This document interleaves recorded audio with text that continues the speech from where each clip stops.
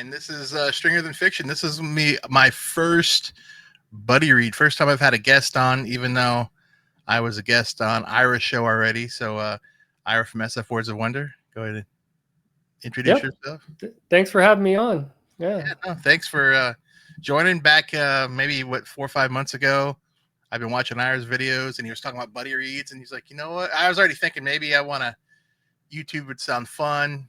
If you're asking for buddy reads, maybe you'd want to one of your viewers on. They said, "Oh, of course." And so we did a Dying Earth buddy read review, and then you reached out. I guess you had some busy summer stuff going on, and you wanted to get some buddy reads in again. And you're like, "Hey, you ready to do another one?" I was like, "Definitely." So what we chose today, you probably already see it on the video title, but it's Swords and Deviltry by Fritz Leiber. I think I used to call him Lieber. I think Leiber is the appropriate pronunciation. Yep. I just before we did this, there's a YouTube video where this guy interviews Fritz, and Fritz corrects him and says it's Fritz Leiber. Leiber, okay, yeah. And so I always try to remember that too, because I used to mispronounce it. I always said Lieber. He also tells the guy how to pronounce Fafhrd, which also in the book, we'll get to it. Fafhrd tells the reader how to pronounce his own name. See, you say I still say Fafhrd. He says it's Fafhrd. It's Fafhrd. Okay, yeah. Interesting. Fafhrd. That's gonna be hard to get out of my head, because in my head I read Fafhrd. We're gonna do a little book show off. So I was showing Ira already. I got really lucky on an estate sale on these. These are all first prints, and they're all signed and inscribed. And that was the lady who I got them from. Her name is Dina, because I saw it, and she had a lot of books signed. I guess she used to go to book fairs and fantasy, because this was a fantasy fair in 1978. It was signed, and they met. Wow. And I bought these all from them last year. I guess they passed, and walked in. I knew that they advertised science fiction books, and we went. I was like, man, I saw some paperbacks. I couldn't find them. And finally, in one of the side bedrooms, they had the bedroom closet shelving just full of paperbacks. And the haul I got out of that house. And this was 2 weeks after my other huge estate sale haul. I had 3 in about 5 weeks, and I haven't had any since, really. So it was like, it was a super awesome. I mean, I got those all signed, which is, I don't know. I'm never going to sell them, but they're probably worth a lot. But those are prized possessions for me now. But what I read out of was this, just because I didn't want to mess up my signed book. Mm-hmm. And I find holding hardcovers and reading them to be more comfortable, and I don't have to worry about them nuts, bending up the spine, and just holding them like this. And this I can just comfortably lay in bed and hold it and read it. And I want to read this. I haven't. I also have the Dark Horse omnibus of all the comics. So the first half has the Dark Horse ones, and even the first story is Ill Met in Lankhmar, which is in the Swords and Deviltry we're going to be talking about. Mm-hmm. And on the back, it has like a lot of the old 70s, I don't know if they're Marvel or DC or whoever did them, comics in there. So I got this off Amazon. Haven't read it yet. So you'd say, man, you own 3 books of this, and you've never even read it before. And yes, that's sometimes what I do. Yeah, I'm glad we kind of went back and forth with some book options, and I'm glad we read this. I've read just a little bit of Sword and Sorcery, and I like the episodic nature of this. It reminded me, like you mentioned, we read Dying Earth. Well, that seems to be a little bit episodic, but the main character is the world, really. Mm-hmm. And then this is episodic with these 2 main characters who kind of take the lead in this fantasy world. So I kind of like that. It's a lot different than a lot of science fiction, where you can just pop in and out of this world and read these stories, and it's kind of fun. Mm-hmm. Yeah, and I guess some of the history on it. These are, I'm pretty sure, except for one of them, I think the 5th book, they're all fix-up novels, right? Mm-hmm. So they all were written in different magazines, science fiction, fantasy magazines, with even, I think, the first story starting in like the late 30s. I did do a little research, and so a lot of these were written, well, not in Swords and Deviltry, but a lot of them are even written over several different decades. Yeah. And they all got serialized or novelized or whatever in the early 70s, like 1970, 71, I think was when this one came out. 70, yeah. Yeah. So. Yeah, it's like around 70, he wrote some more stories and tried to piece together and put them kind of in a more linear, internal chronologic order. And so, yeah, starting off with this, one of the stories or a couple of the stories were from 1970. Yep. And then one of them was earlier than that. But Ilmet was in 62, I think. And so, yeah, he tried to make them like a series, like and I think he wrote filler between them and even expanded on some of the stories to kind of connect them together, and then created it. So these books are basically a chronology of the two characters of Fafhrd and the Grey Mouser. Yeah. Over, or instead of it being so. What I hear people say is you can really read these in any order, and some people even recommend not even reading Swords and Deviltry first and reading it more in the. I think book 2 and 3 have some of the more classic what people think of Fafhrd and the Grey Mouser. I don't know if you saw that. Yeah, and rewatching that video, the guy that was interviewing Fritz, he asked him like where he came up with the idea and stuff. And this actually came up by Harry Otto Fisher, who wrote like one of the first stories. And I guess he was a really kind of small guy, and Fritz was like 6 foot or something. And so they were kind of joking around, and it was almost them being the main characters, Fritz being Fafhrd and Harry Otto being the Grey Mouser in a way. Interesting. That's pretty cool. So I guess when they're young and buddies, kind of like doing their own little D&D characters, sort of. Yeah. Yeah, and isn't this this is the the D&D appendix? Yeah, I think so. I think it's on the expanded one, but not the first. But these were so intertwined with like early D&D. I think they had several modules with these characters in like the early mid 80s. So it became they became very synonymous with early D&D, or at least I feel like they were. And you can the Grey Mouser's definitely a very thief archetype, just like Kugel maybe from the Dying Earth.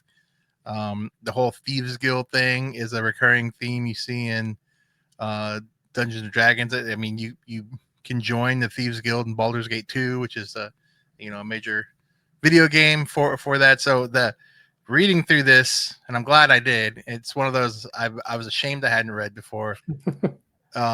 Made me realize how influential. I already kind of knew it was.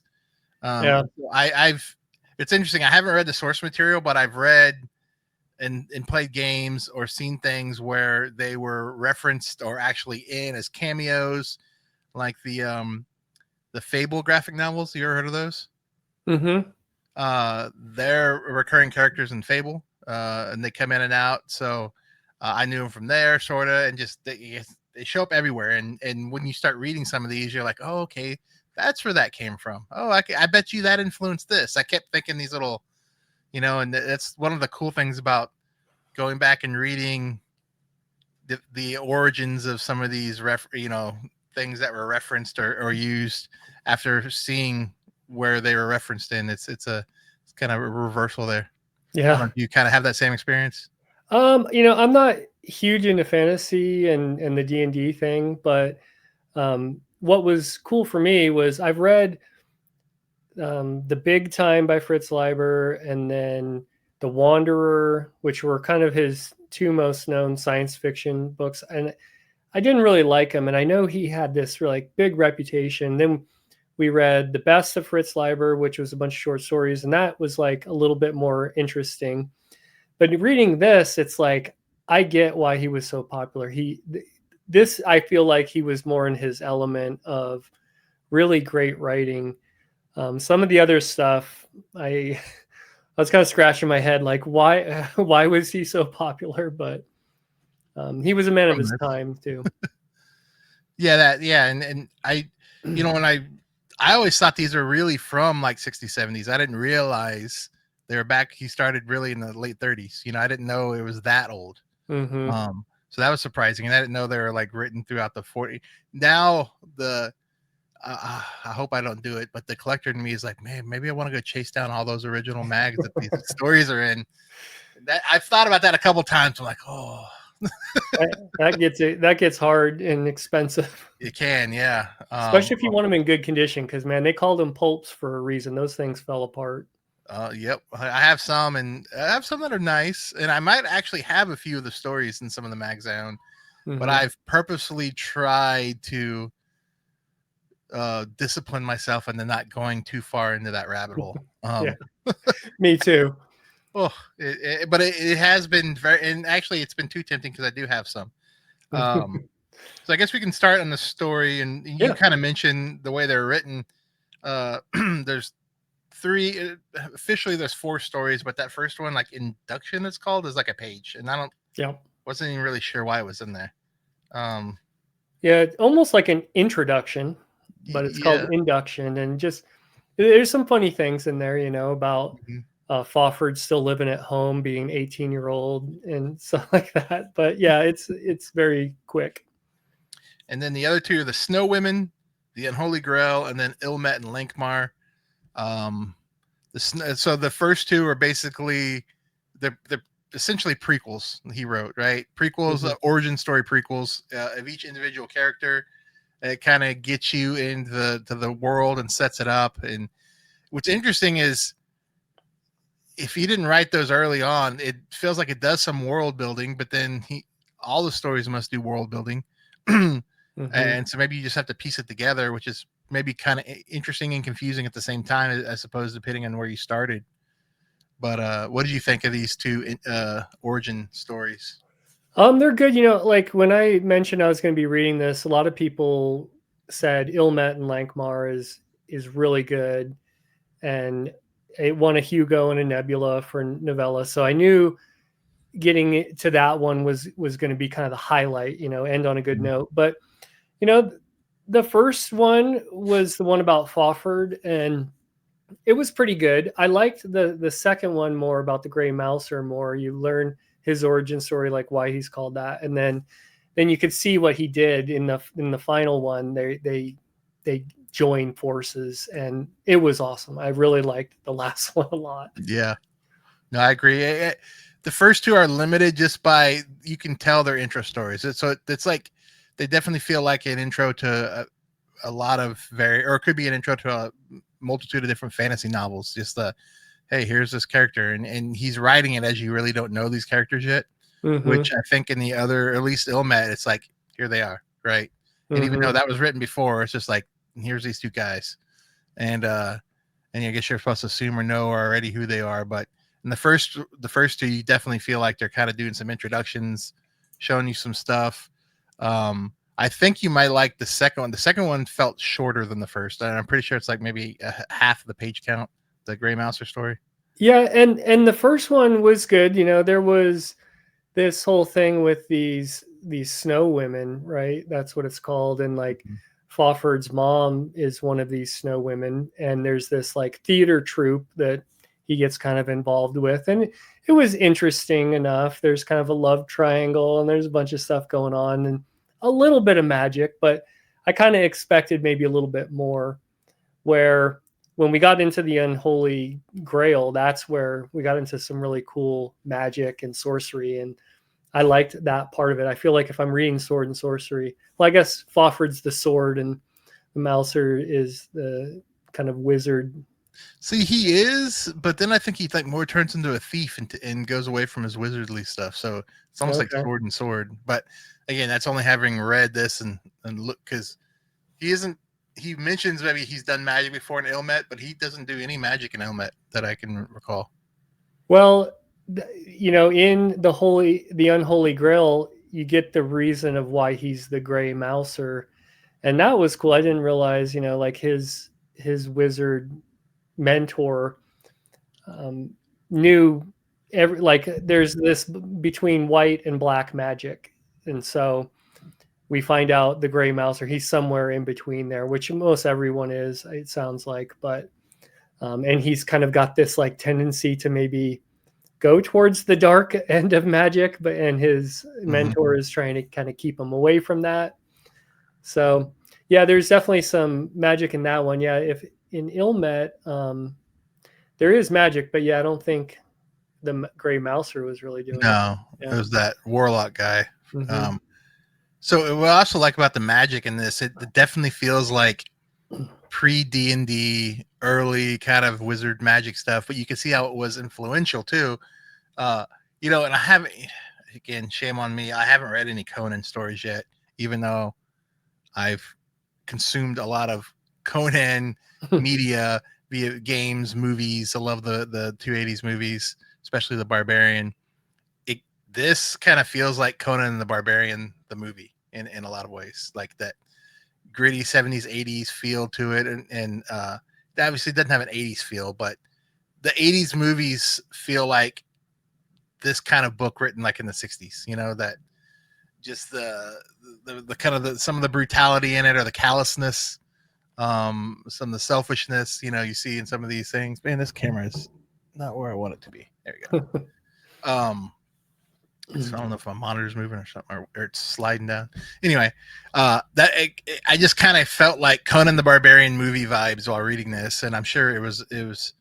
I don't know if it was an influence to that. Maybe it was. Obviously, the direct influence would have been the source material, but I feel like this is, and I think I've read some stuff how this was very comparable to things like Howard's Conan, you know, being the time it came from, and the only other I could think of, it's very not Lord of the Rings. Mm-hmm.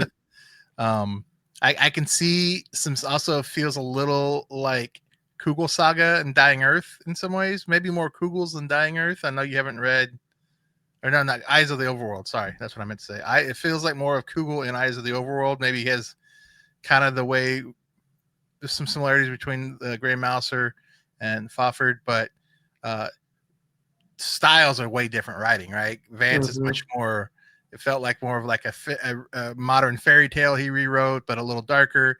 This feels much grimmer and darker. And I guess that's that sword and sorcery, you know, how that's different to where Eyes of the Overworld Vance feels like more high fantasy. Mm-hmm. But even though it's gritty and dark, like I like in Ilmet, we get them together and they're kind of like comical in a way. They're you know, lighthearted about some of their killing. They kind of have this black humor. Yeah. And you know, like right when they meet each other, it's almost like they go on this kind of like double date with their girlfriends, and they're all bantering back and forth, and it's pretty witty and funny, and I like that part of when they got together. So I can see how like they're an awesome duo, and it makes me kind of want to read more of their stuff. The original bromance fantasy. Yeah. It's the best way to describe it, I'd say. But man, like I don't want to spoil anything, but it gets pretty dark, and I didn't see some of the stuff happen. Like I didn't see it coming towards the end of that Ilmet and Lankhmar. Yeah, it's definitely the anti-hero in some ways, or you know, I again, I haven't read everything, but a lot of the classic heroes, they only do right. Well, these guys are kind of, they're rogues, right? They're in for themselves. They have some morals, but not like your typical I'm the hero of this fantasy story kind of what you think. So I'm wondering if at the time that was maybe Conan's kind of like that too, and I guess Kugel is as well, which that's made me remind me of that, as these are old fantasy stories where there wasn't just like this hero archetype, or maybe that started coming around long, you know, maybe after Star Wars and that, to where the you know, ultimate good versus the ultimate evil. But definitely very gray characters with these two guys. Yeah, they definitely had some bad stuff done to them. So there's like some of this revenge when they're doing bad things once again, and it kind of justifies, or you know, you have to make up in your mind if it's justified or not. But like, yeah, like it's not the always doing the right thing hero archetype for sure. I mean, I guess the start of Ilmet, not to spoil too much, I guess, and it's, you know, it's an old story, but they're basically mugging and stealing from other thieves, and so they're both so these thieves are from the Thieves Guild, and they both have different reasons why they're doing it, which the first two stories kind of give a backstory of why. Yep. But both Fafhrd and Grey Mouser are waiting for these pairs of thieves, unbeknownst to each other, and they both kind of jump out and attack the thieves at the same time. And you're like, oh, hey, who are you? All right, we'll be buddies now. And then the bromance kicked off, and they thought the other person was so clever and cool the entire time. And hey, let's go have some drinks and let's meet our women. So yeah, instant besties. yeah. But yeah, you said I if you couldn't tell, I really enjoyed it. I thought it was awesome. I'm gonna read the rest. It makes me so glad I have this signed copy to collect it. It's one of those things. It's like, man, what if I read this and I hate it? And I was like, well, I guess I can sell them and get some money out of them. But now I loved it. I thought it was awesome. It feeds. I don't like some. If you can, I don't. Maybe I'd say I don't like. I prefer the more human gray type characters who then act in ways that are in character and not plot devices. And I feel like these stories fit right into that. I don't like it when I don't like when it's overly good versus overly evil. To me, it's kind of boring, and there's only so many ways to tell that tale. You know, these feel like more human characters that could have existed in this alternate world, and I felt just dove right in with it. Yeah, and there was some pretty interesting world building. I wish there was a map in this. I'm sure there's a map online or in other books maybe, but you get some teasing about other things going on in the rest of this world. You kind of get the setup of these characters with this book. I feel like it's really a big kind of setup, and it's like, man, he could go into some really interesting ways with this and interactions with the rest of this world and these characters. So, and that episodic element of it, being able to dip in and out, it's great palate cleanser. And I do have like the third and fourth Ace books. I'm missing the second one. I think it's Swords and I forget what the second book's called. I'll tell you what they all are. 1 second. Let's see in my inventory here. Swords Against Death. Yes. So I need to find Swords Against Death, and that'll, when I'm in the mood, I'm definitely going to read more of this for sure. Yeah, it's Deviltry. Death is book 2. Mm-hmm. Mist, Swords in the Mist is 3. Fourth is Swords Against Wizardry. Yeah, and I got those 2. Yeah, then Swords of Lankhmar is actually a novel. Okay. That's actually, one book, one story. And so actually I've seen some people recommend starting with the Swords of Lankhmar just because it's a novel and then you can read this other short stories to kind of fill in the rest of their lives or whatever. But I think that's the only, I don't know, the Knight and the Knave of Swords, which is the one that came out, he wrote in the 80s. I hear it's not quite as good, and it's not really considered in that first 6. But I think that one, I can't remember if it's short stories or a novel too. I think it might be short stories again. Yeah, I think so. Yeah. Getting a full set of these paperbacks are actually kind of pricey. Yeah, I was lucky I found the 3, and so I need to find that middle one, and that'll keep me busy for a while. Because I don't see myself like binging this, but when I'm in the mood for that, it'll be. Well, I have like probably 3 more sets of different versions. Okay. Sitting in a box. So if you want them, we could talk later. So because the reason being, I have these. Well, I had my first set that wasn't off there. It was a little bit of mismatch. No, actually, I had one. It was like yours. It was like a second or third printing, all the same. And then when I found these, I sold that whole set on eBay, and it was like almost $100 for a set of the paperbacks. Like, ooh, okay, this is cool. And I can often find these for $2, $3. So it's like every time I see them for anything under $5, I pick them up. And so I have a bunch now just from that. And I've sold a few lots on eBay of different conditions. So if for the book hunter in you, or if you're the bookseller in you, these are good ones to find. They're pretty in demand, and I just always think they're cool, so I just pick them up in general anyway. So yeah, and I've read Lee Brackett, jewelry, or that's C.L. Moore, isn't it? Oh, C.L. Moore, yeah. And I thought that was okay.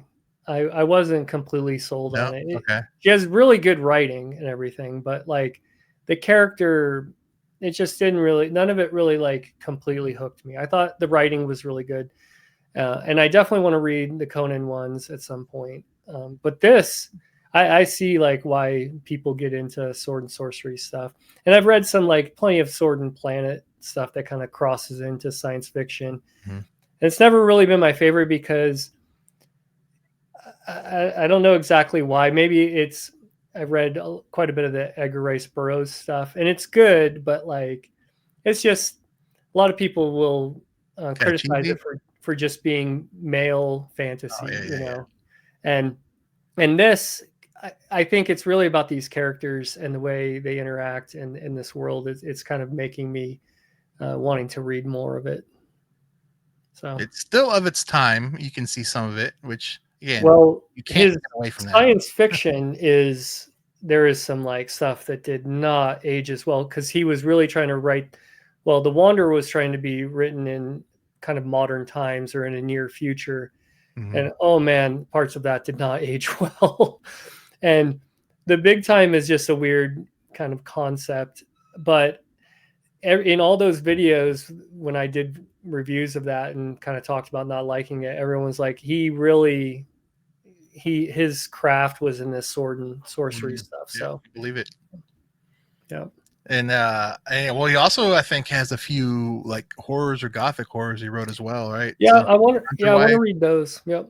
Yeah, and there's a few others that are kind of dark like that, and they're pretty sought after. I mean, yep. None of these are really expensive, but they usually fetch a little more than your $2 or $3 a book, kind of.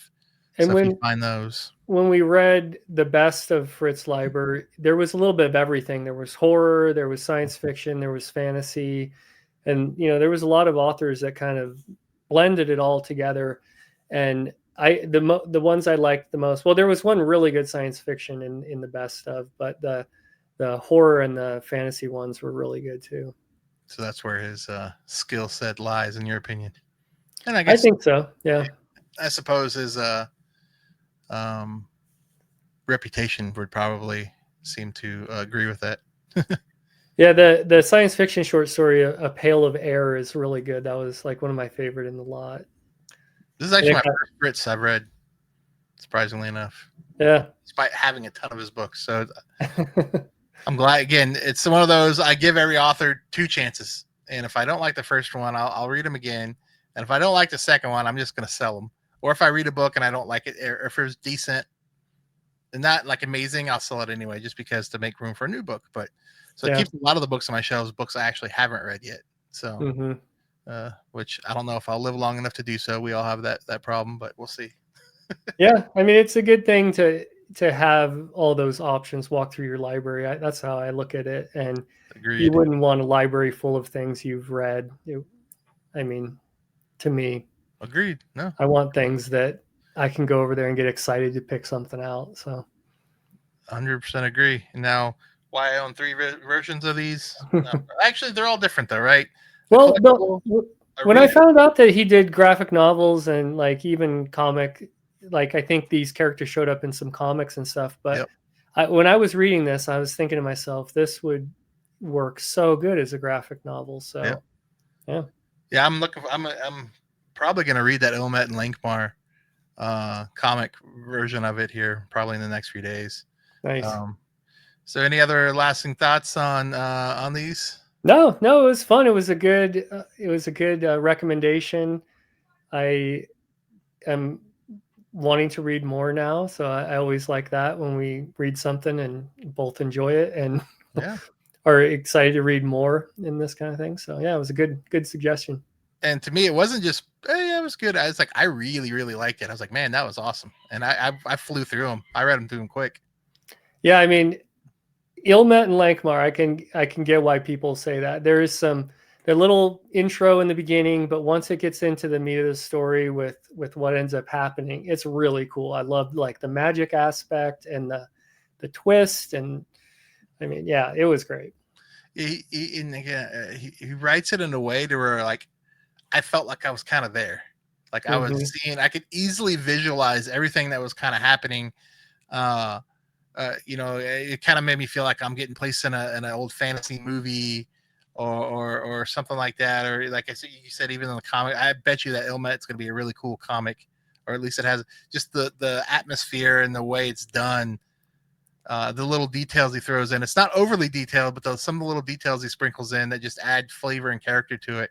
Like totally when they're going up, I really like the description of the Grey Mouser's little bungalow house he has, right? Where it's like, oh, they're in this really seedy. You can feel how seedy the town was, and some of the decay in the poor area, and they're in this little, bar, and then he lives in this little bungalow house attached to the bar, and they go up these creaky steps to where it can't even hold more than one person's weight, and talks about that. And then Fafhrd even breaks one of the stairs and almost falls, but then they open up the door and it's just like riches spilling everywhere with carpets and jewels and all this. And I could visualize that entire thing happening in my head. And I was like, wow, this is cool. And it wasn't that important.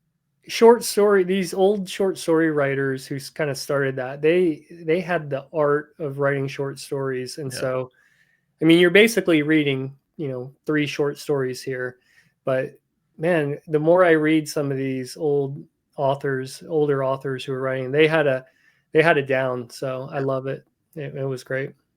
Yep. So what's next for you? What book are you reading now? Macro Life by George Zabrowski. Okay. Yeah.